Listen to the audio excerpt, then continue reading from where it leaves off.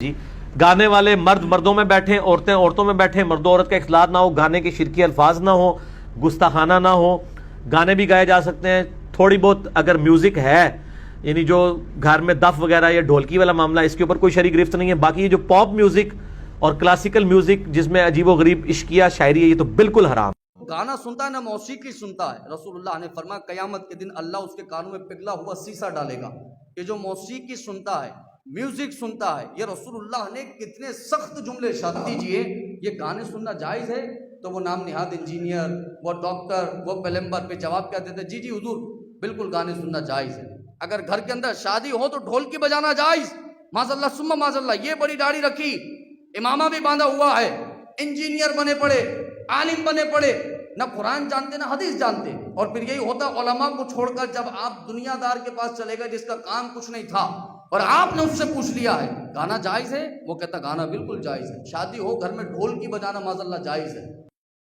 رسول اللہ صلی اللہ علیہ وسلم نے ایک مرتبہ صحابہ میں ارشاد فرمایا، صحابہ میری امت کے اندر زمین میں دھسنا بھی ہے اور پتھر کا برسنا بھی ہے، اور رسول اللہ صلی اللہ علیہ وسلم نے فرمایا مسح کیے جانا بھی ہے۔ تو فقال رجل من المسلمین، مسلمانوں میں سے ایک مرد عرض کرنے لگا، یا رسول اللہ ومتی ذاک، یہ اس امت کے اندر کب ہوگا؟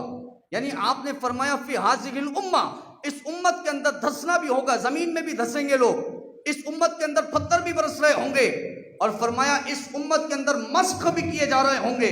تو ایک شخص نے عرض کی کہ ومتی ذاک یا رسول اللہ، یہ کب ہوگا؟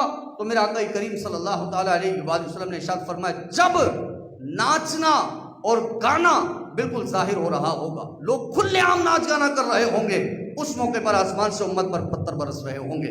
یہ رسول اللہ کی حدیث مبارکہ ہے، اور یہ نام نہاد عالم بنے۔ لوگوں نے غلط راہ اختیار کی نا حضور، اللہ نے فرمایا کہ تم علماء کے پاس آؤ، یہ جوہلا کے پاس چلے گئے تو جاہل تو پھر یہ کہے گا بھائی گانا جائز ہے، اور اگر کوئی گھر میں ڈھول کی بھی بجائے معاذ اللہ ثم معاذ اللہ یہ بھی جائز ہے، اگر کوئی ڈف بجا رہا ہو یہ بھی جائز ہے معاذ اللہ ثم معاذ اللہ۔ جبکہ علماء کرام نے نہ جانے کتنی قیودات کے ساتھ بات کی ہے، اور اسی طرح سے یہ نہیں کسی کو حلال اور حرام کہہ دیتے، اس لیے کیونکہ تاریخ ابن عساکر کی حدیث مبارکہ ہے، حضرت انس ابن مالک رضی اللہ تعالیٰ عنہ اس کے راوی فرماتے میرے آقا نے ارشاد فرمایا، جو گانا سنتا ہے نہ موسیقی سنتا ہے، رسول اللہ نے فرمایا قیامت کے دن اللہ اس کے کانوں میں پگھلا ہوا سیسا ڈالے گا کہ جو موسیقی سنتا ہے، میوزک سنتا ہے۔ یہ رسول اللہ نے کتنے سخت جملے ارشاد فرمائے حضور والا۔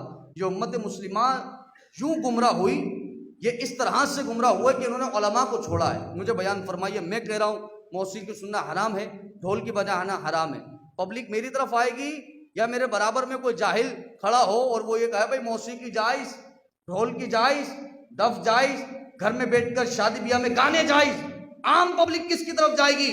میری طرف نہیں جائے گی حضور، آپ کو پتا ہے وہ اس جاہل کی طرف جائے گی۔ تو یہ وجہ ہوتی ہے کہ جب لوگ جہلا کو اپنا پیشوا بنائیں، کیونکہ نبی کریم صلی اللہ تعالیٰ علیہ وآلہ وسلم کی حدیث مبارکہ ہے، حضور نے فرمایا علم اٹھ جائے گا، قرب قیامت میں علم اٹھ جائے گا۔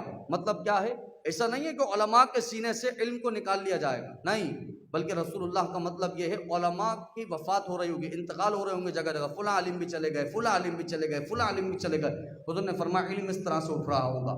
اب سنیے رسول اللہ کے کتنے سخت جملے ہیں۔ میرا آقا نے فرمایا جب علماء ہوں گے نہیں تو لوگ کس کو پیشوا بنائیں گے؟ لوگ جاہلوں کو اپنا امام بنائیں گے۔